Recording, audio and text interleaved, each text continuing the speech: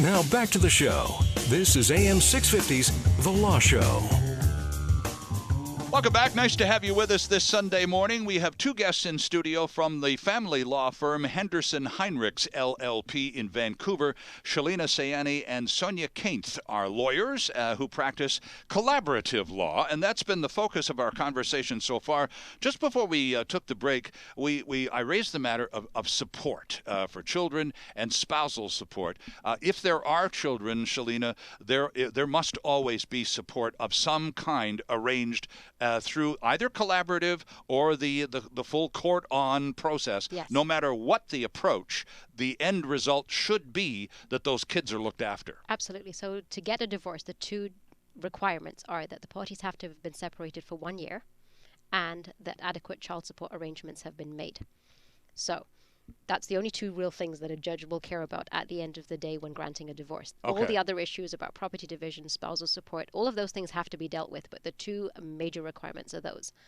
So child support, the guidelines, we have the child support guidelines that are straightforward. You plug in the payor, so the person who's paying There's a child formula, support. isn't it? You have a template, and you just punch in the numbers, and then And it spits out your number. and that's what you should be expecting to pay. Right. Now And you can do that in the office, can't you? You don't need to Absolutely. go to People, court. well, people can do it online. Oh, really? Yeah, in their homes. Like, you can just Google BC child support calculator. Okay. And I think the first one that pops up is like the government website and followed by Family Maintenance Enforcement Program. Okay. And you just plug in the gross income of the person that has to pay, select BC as a province, and it'll tell And you the how number much of you have children. to pay. And Oh, yeah, and the number of children.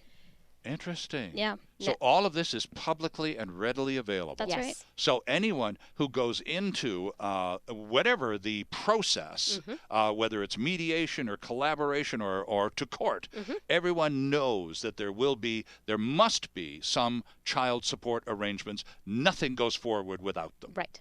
Now, Okay. there will be situations where the amount of the guideline support won't be payable. There'll be a different arrangement made if there is a shared parenting arrangement, so the children are with the parents equally, 50-50. Right. So then it's usually, the most simplified version to explain that is it'll be the difference of what mum would pay dad and dad would pay mum based on the guidelines.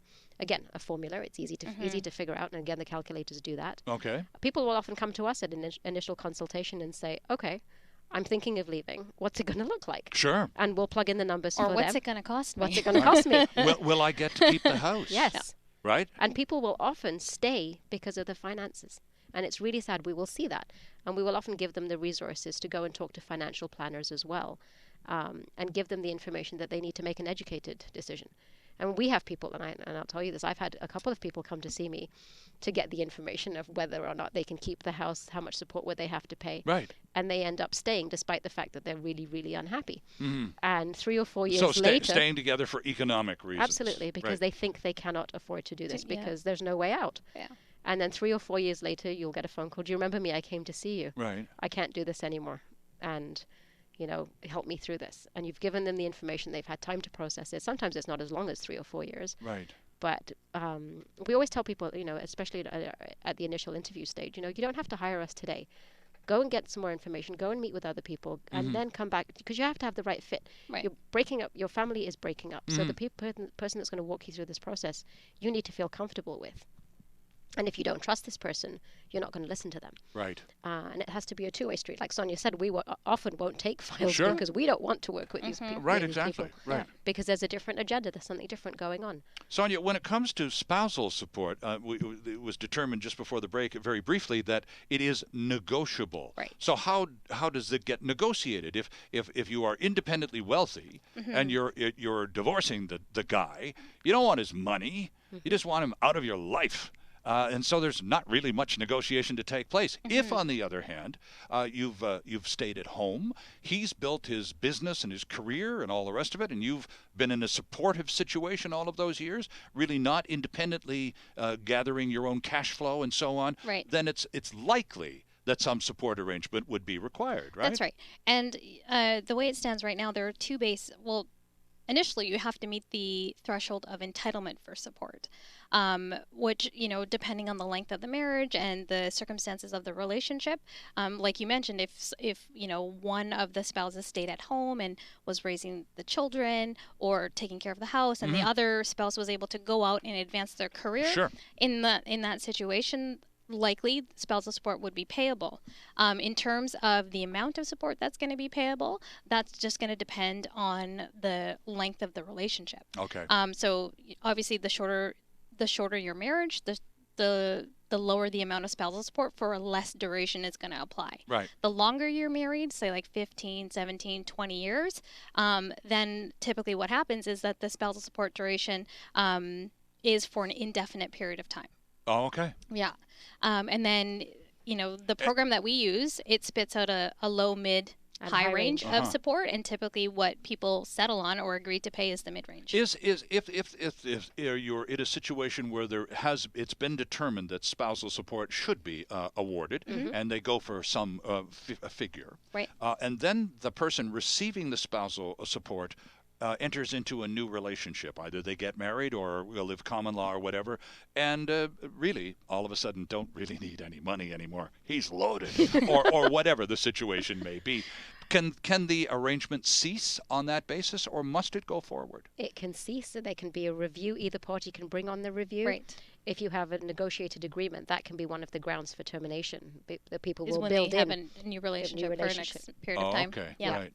But I mean, as the payer spouse, if there is no such an arrangement in place, the payer spouse can bring, if there is an order in place for spousal support, can bring an application to have that obligation or reduced or terminated. Oh, I see. Yeah. Okay. All right. Wanted to talk, Shalina, one of the designations you have achieved over the years is a parenting coordinator. Yes. What exactly is a parenting coordinator, particularly in the context of family law?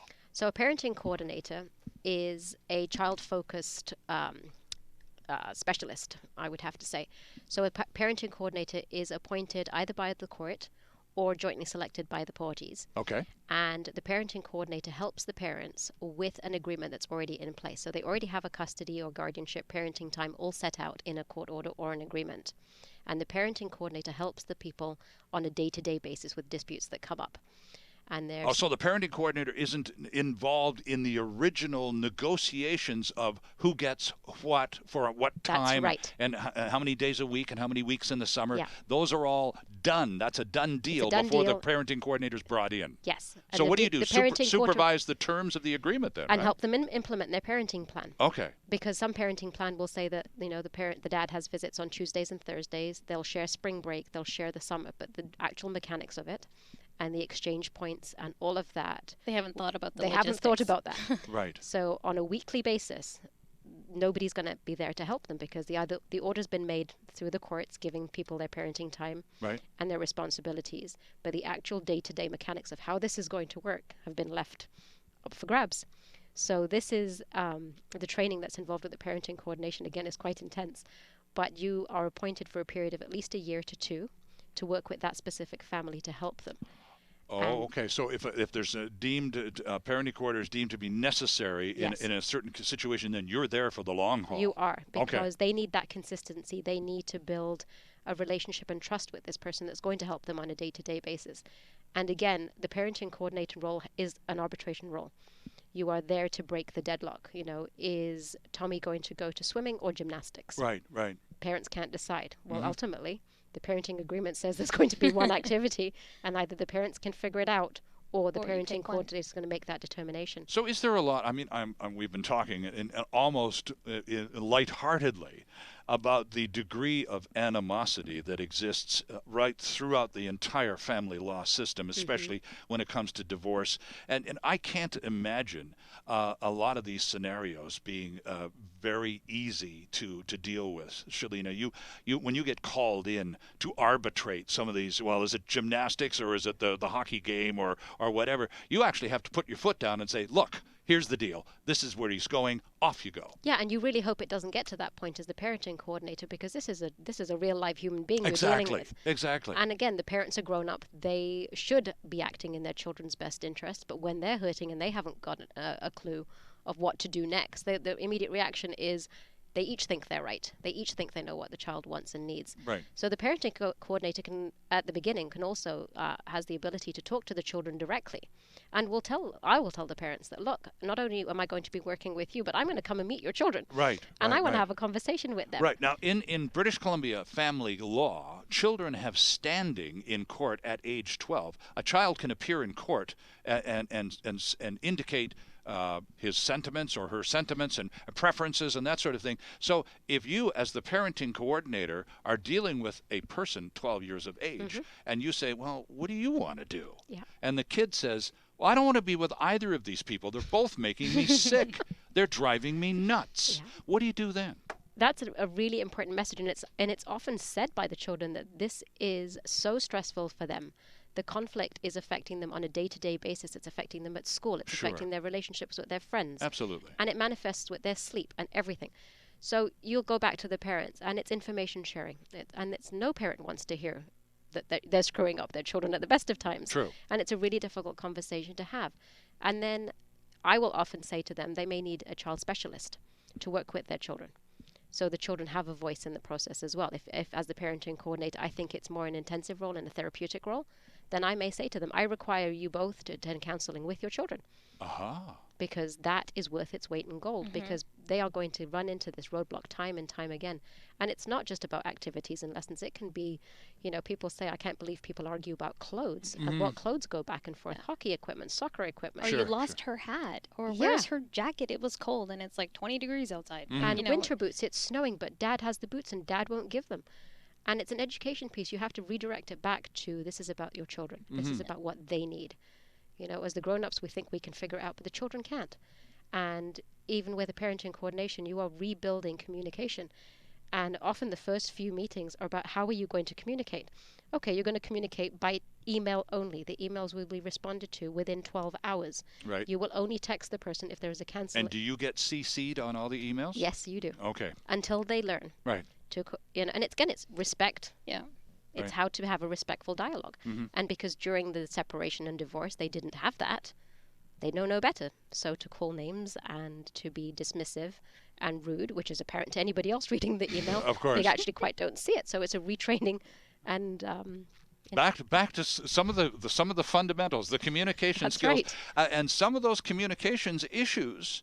Really, if you dial it back a year or months or back to, you'll find that that's where everything went off the rails in the first Exactly. place. We stopped talking to each other. Yeah. Our guests from the law firm Henderson Heinrichs LLP. We're talking family law on this episode of The Law Show with Shalina Sayani and Sonia Kainth. And there is still more ahead. Stay with us. We'll be right back after this. This is AM 650's The Law Show. There's more of the show still ahead.